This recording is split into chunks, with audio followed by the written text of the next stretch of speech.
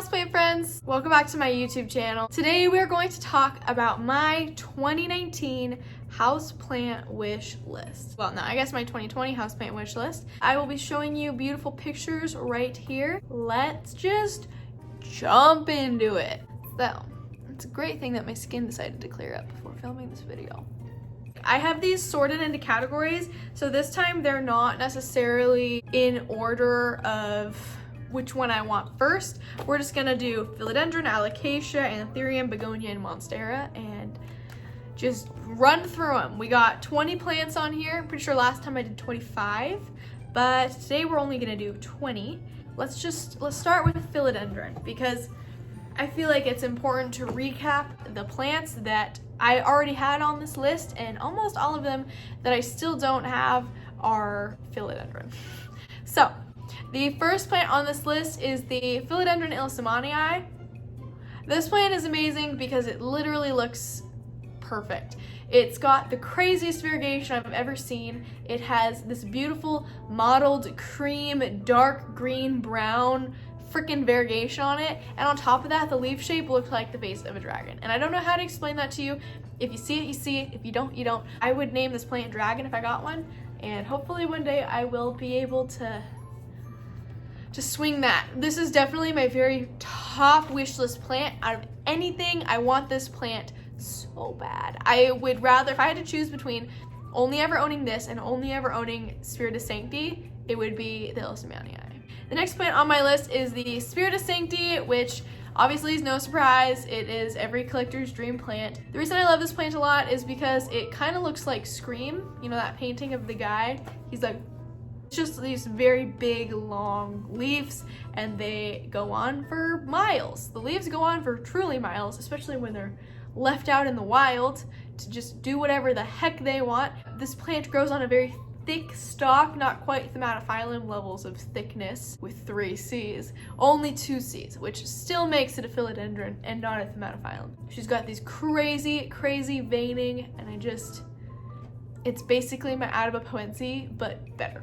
Tie Variegata. We're not talking Paradiso Verde, which is a scam of a plant, and I will make a video about it someday, but we're talking about the variegated Tie, which is a phenomenal plant. It looks very similar to the Illis Amani, except for that it's a Tie, not an Illis Amani. They both have the same kind of coloring, but the Tie has more of an orange kind of color going onto it, which is kind of cool. And I love it because I love Tie. I'd love to have a variegated Tie, but unfortunately these plants sell for like $800. So good luck me if that ever happens. That would be super cool, but will it happen anytime soon?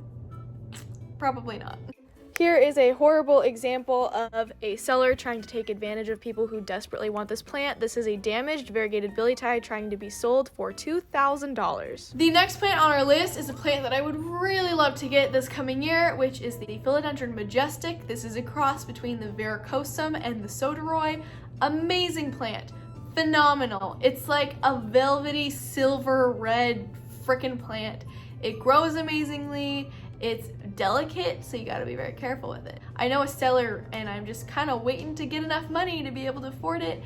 They go for like 400-ish for a big plant, and then, well, for a medium-sized plant, up into the thousands for bigger plants, and then 200 to 150 for some smaller plants. So they're very expensive plant babies, but one that I would love to have nonetheless. The next plant on our list is the Philodendron El Choco Red. This plant's great. It's basically just a red Veracosum. It's beautiful. I love it. I love the leaf shape. I love the pillowiness. I love the velvetiness. I'm just here for it. Sometimes you just look at something and you just love it, and that is me with this plant. The next plant on our list is the Philodendron Lin Lin, which is the bubblegum plant, as I like to call it. It's got these bright pink, like hot bubblegum pink backsides. It grows like one place in the whole world. The only person I've ever seen sell it is NSE. I mean, that doesn't mean that there's not other people that sell it or have it, but basically it grows in cloud forests. So that's something. It's very hard to find. Very hard to find. Very expensive if you can afford one.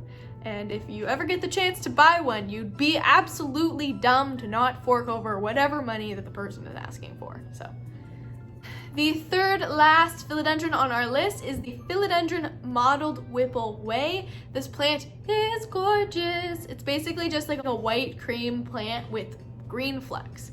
Grows super slowly because there's almost no green on it, but man, this was one of the very first plants I ever saw when I was looking at plants when I still worked at my other job on kensphilodendrons.com, and it just blew me away. Absolutely blew me away. The color scheme, the growth pattern, the leaf shape, all of it just is this beautiful symphony of white and green variegation, and I just would love to absolutely own one someday.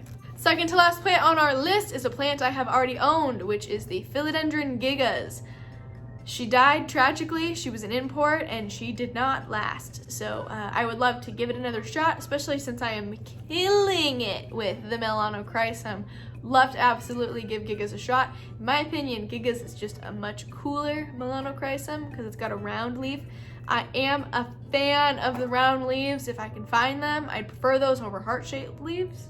The last plant on our philodendron list is the Philodendron Bicolor, which is so similar to the Atabapoense. I mean, not like botanically. I mean, they're in the same family, but they're different. The stem on the bicolor is thick, and, well, I guess the petiole is thick. Stem is normal, I'm pretty sure. It's like an imbi stem, one of the thicker ones with the aerial roots on it. It's got these bright red undersides with this beautiful green top, and it's just so striking, especially how it pleats itself as it gets older, and we get these kind of veins cutting into the side of the leaf. It's just beautiful. I tried to win one on an eBay auction once. I did not win. Well, that completes our philodendron list. Let's move into Monstera. So these two Monstera I will put in separate categories even though they're the same plant. So I would love to own another Monstera Albo. You heard me right. My big Monstera died. The whole thing died. I was able to save one stem that is slowly growing a new leaf, but as of right now, I have one Monstera Albo that is alive. The other one is trying to become alive, but we will see how that goes. The next plant on my Monstera list and the last plant on my Monstera list is a true mint Monstera. We're not talking about an Albo that has a couple spots of mint. I want a full minty leaf plant. I just want it to just look like static with some white in there and just frickin' like you could touch that thing and it would shock you. That's how much static is happening there. The next genus we're going to talk about is the Alocasia, which is my second, well, it was my second favorite genus, but now I think Anthurium is probably my second favorite genus.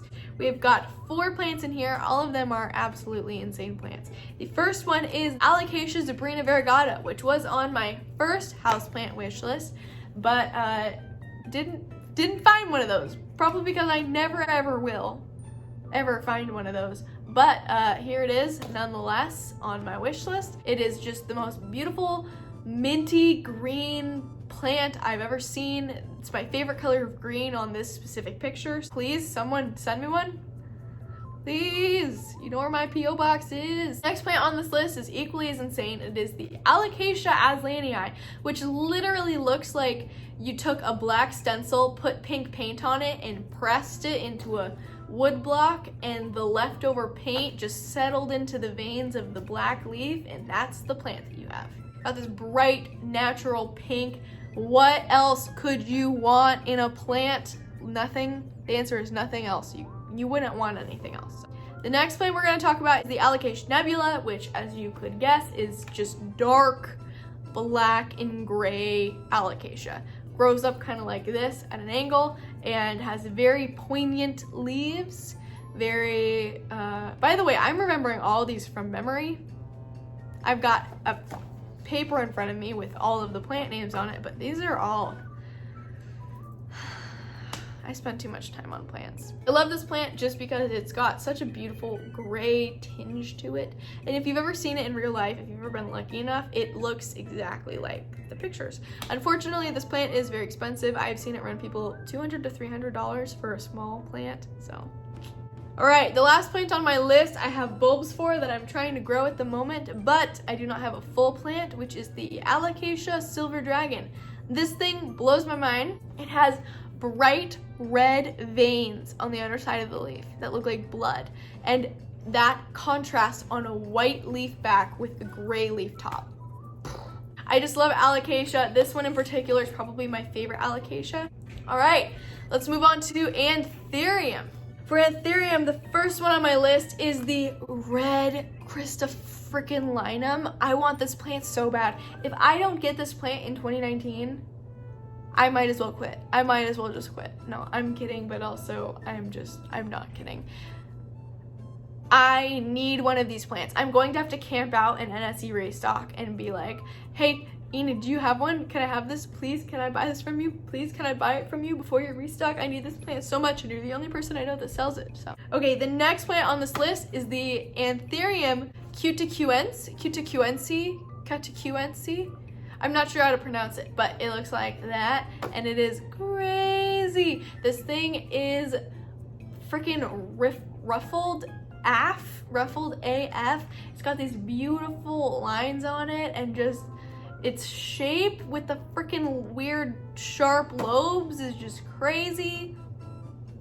I love it. I absolutely love it. I saw this for the first time at the Botanical Gardens, and then I saw a couple days later someone posted it on an Instagram hashtag, and then I knew what the name of that plant was, and now it's on my wish list. So the last plant on my Anthurium wish list, which honestly my Anthurium wish list shouldn't be this short, but I wanted to stop at 20 plants because I thought that that would be, oh my god, my TV just like turned off all of a sudden and then back on. What the frick? Anyways, the Selby's Silver. This thing is long and silvery as heck. I would love to have one. It reminds me of if the Warocqueanum was crossed with the Crystallinum. The leaf shape doesn't make sense for that cross, but the coloring does. So I would love to have one of these. They're super crazy. They just have so much freaking silver on them, and the leaves are such a deep green, and with the waviness of the sides of the leaf, it's everything I want. Okay, the last genus on this list is the Begonia, and both of these Begonias I would die for, and that's not an over exaggeration. So the first one is the Chlorosticta, Begonia Chlorosticta, which is beautiful. It's got these crazy heckin' light green circles on a dark green background with a beautiful leaf outline. It's got the shape of the Begonia maculata whitei, and they are just, it's just so beautiful. I don't even know how to explain it other than just how could you look at that picture and not want that plant. The last plant on this wish list is the Begonia U667, which holy moly is amazing. This plant is velvet, it is round, it is gold, and it is iridescent. How could you want anything else in a plant? It's just, there's a seller on Etsy right now, which is where this picture is from. This plant is so beautiful. So anyways, thank you so much for watching my updated rare houseplant wish list. I didn't even realize, but the last time I made one of these was 2 months ago at the start of when I was posting daily. So thank you so much for watching this video. Please make sure to give this video a like. Please subscribe. Please tweet me at PlantMeAshley. Turn on that notification bell. If you're wondering why a plant isn't on my wish list, or if you think I'm forgetting something, just leave a comment, let me know. Be like, Ashley, don't you love this plant? And I'd probably be like, yeah, I don't know why that's not on my wish list. Thank you guys so much for watching. Also, I've been seeing you guys engage with each other a lot in the comment section, which makes me more happy than anything else in the whole world. So keep doing that. I read all your comments, and I will see you guys in the next houseplant video. Bye.